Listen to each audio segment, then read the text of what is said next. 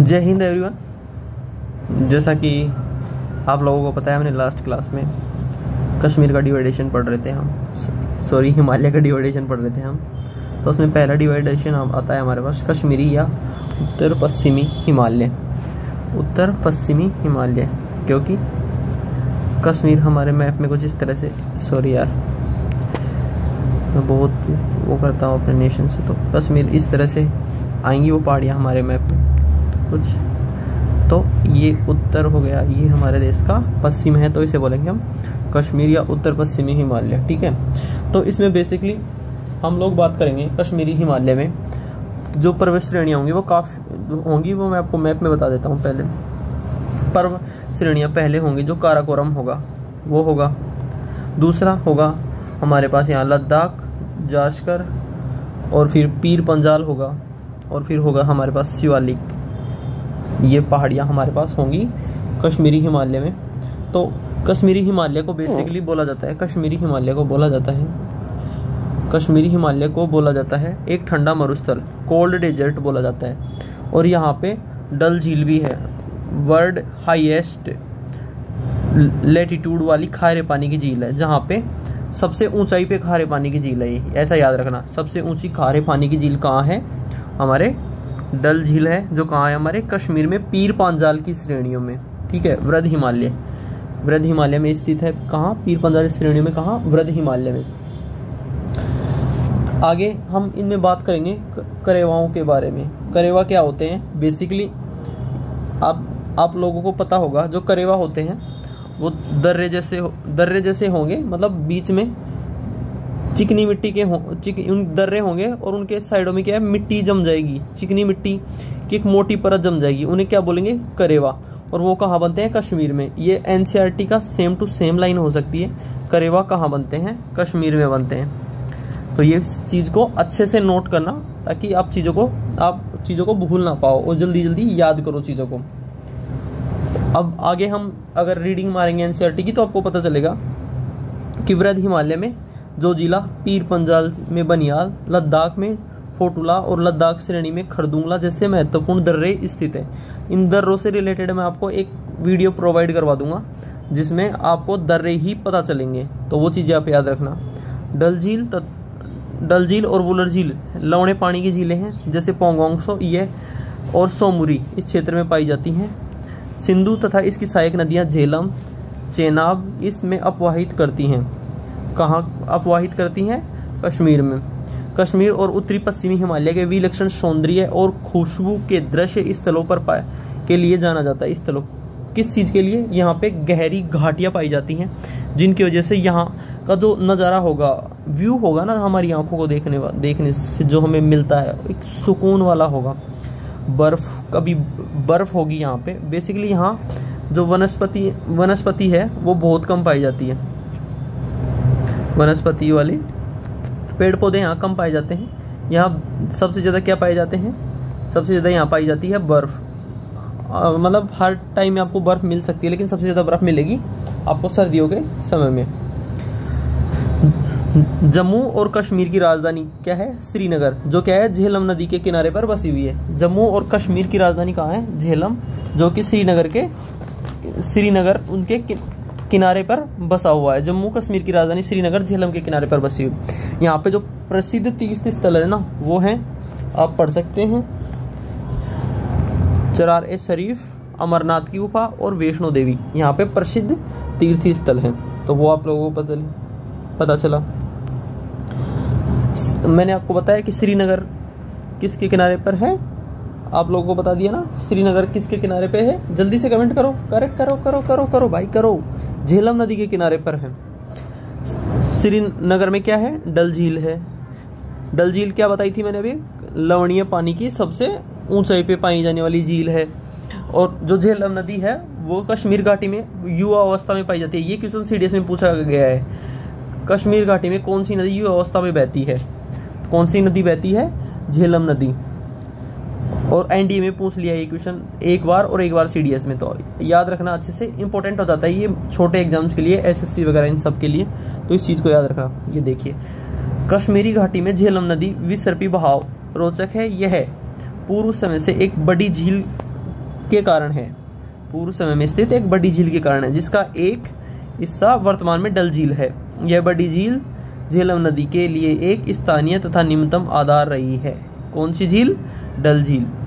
पहले यहाँ कोई बड़ी झील रही थी, लेकिन अब उसका एक हिस्सा यहाँ है, क्या है? डल झील है। ठीक है। किसका निर्माण?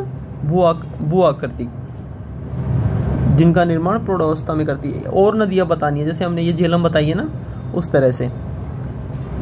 यहाँ जो जम्मू में जो पाए जाएंगे उन क्षेत्रों को क्या बोलेंगे? दून। और पठानकोट में पाए जाने वालों को और जम्मू में पाए जाने वालों को क्या बोलेंगे? दून बोलेंगे। जैसे हम इनमें यूपी में गंगा वाला वो है, उसे द्वार बोलते हैं, बुग्याल बोलते हैं वहाँ घास के मैदानों को, इस तरह से। तो अब हम आगे बात करते हैं हमारे दूसरे प्रकार के बारे में, हिमालय और उत्तराखंड हिमालय के बारे में, हिमाचल और उत्तराखंड हिमालय के बारे में। तो ये क्या है? यहाँ दो नदियाँ हैं, रावी और काली घग्गर, सहायक नदियों के बीच स्थित है। क्या? ये हिमालय का हिस्सा जो हिमाचल तथा उत्तराखंड में बहता है। कौन सी नदी? रावी, तथा पूर्व में काली, यानी घाघरा की सहायक नदी है काली, उसके मध्य में स्थित है ये चीजें। यहाँ से दो महत्वपूर्ण नदी तंत्र निकलती हैं, पहला तो सिंधु, दूसरा गंगा। रावी, व्यास, सतलुज सिंधु की सहायक नदी हैं। यमुना और घग्गर किसकी सहायक नदी हैं? गंगा की सहायक नदियां हैं।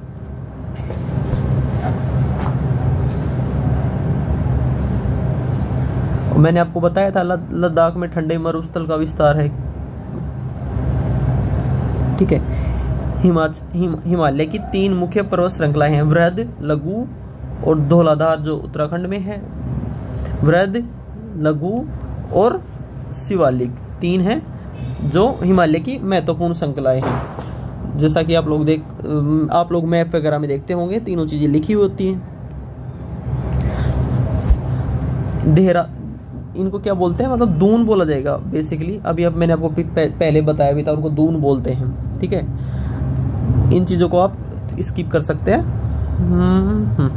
ठीक है। और जो ऊंचाई पे स्थित हैं उन्हें बुग्याल बोलते हैं। मैंने बताया था घास के मैदानों को। खाना बदोश लोग, क्या जो मतलब वहां पे जब घास का होता है तब तो वहां अपने पशुओं को ऊपर चोटी पे ले जाएंगे, लेकिन जब सर्दियों का मौसम आता है वापस नीचे की तरफ ले आते हैं। उन्हीं की वजह से, इन लोगों की वजह से हमें क्या पता चला था कि जो हमारा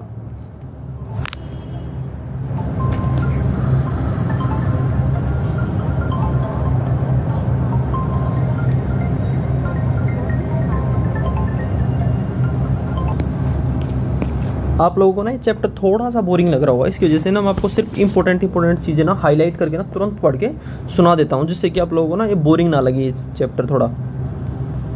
तो जल्दी सुनना चीज़ों को, है ना। और ऐसे माइंड में बिठाना है यार, ऐसे थोड़ा लाइट मत लेना चीज़ों को, क्योंकि लाइट तो कुछ लेने लायक है ही नहीं ना, करियर का सवाल है। तो करियर को लाइट थोड़ी ना ले सकते हैं हम लोग। तो थोड़ा अच्छे से सुनना कान खोल के। तो मैं जल्दी आपको हाईलाइट करके बता देता हूँ। कौन सा कलर है? पिंक कलर लेते हैं, क्योंकि रिंकू जी को भी पिंक ही पसंद होगा शायद।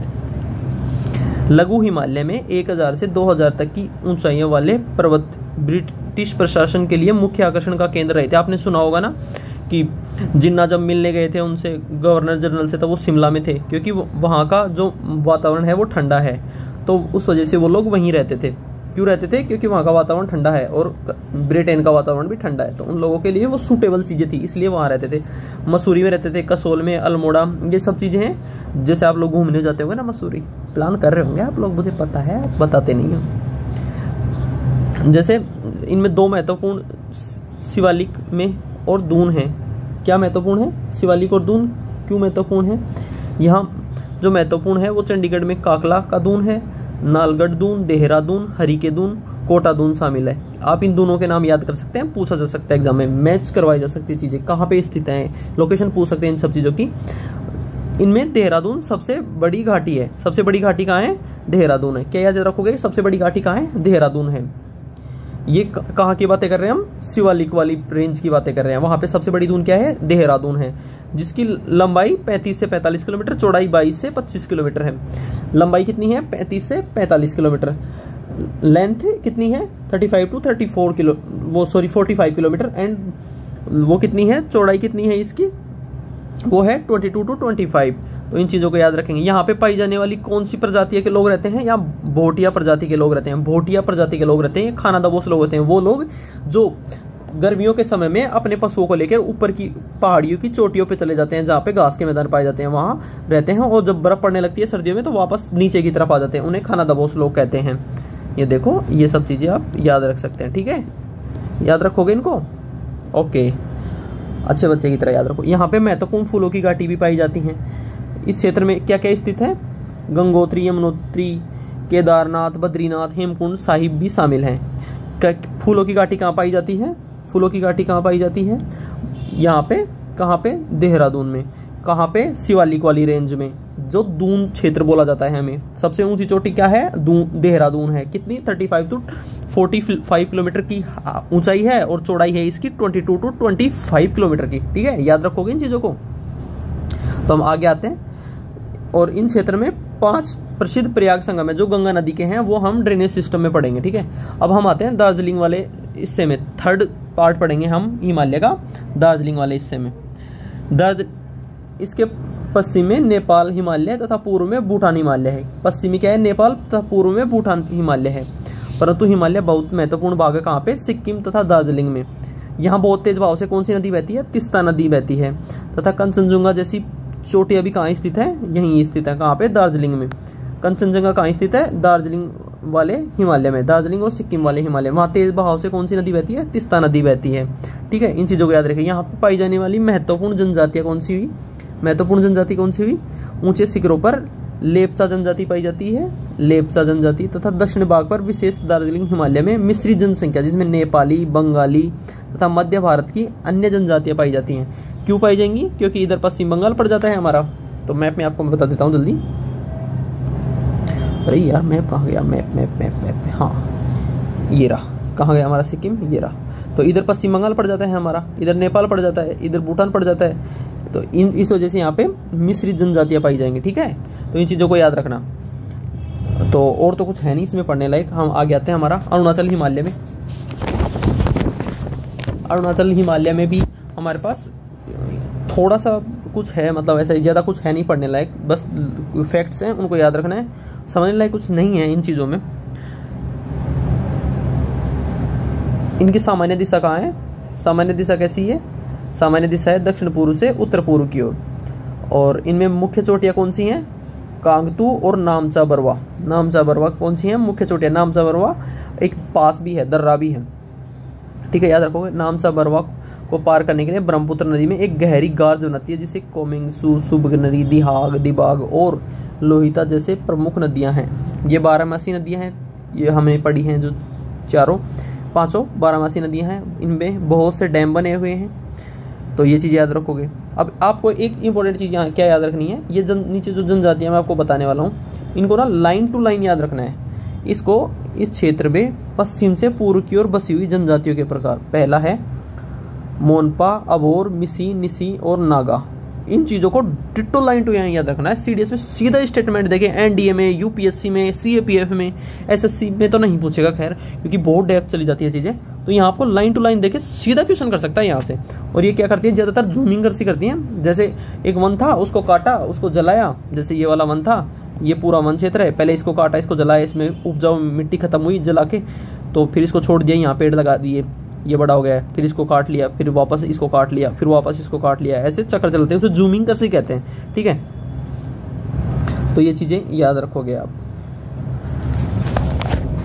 एक एक फैक्ट याद होना चाहिए आपको, वरना तो ना थोड़ा ऐसे एक क्वेश्चन ऐसे डालेगा ना एग्जामिनर कि पता भी नहीं चलेगा कि कब गलत हो गया। एक फैक्ट गलत, क्वेश्चन गलत, ठीक है।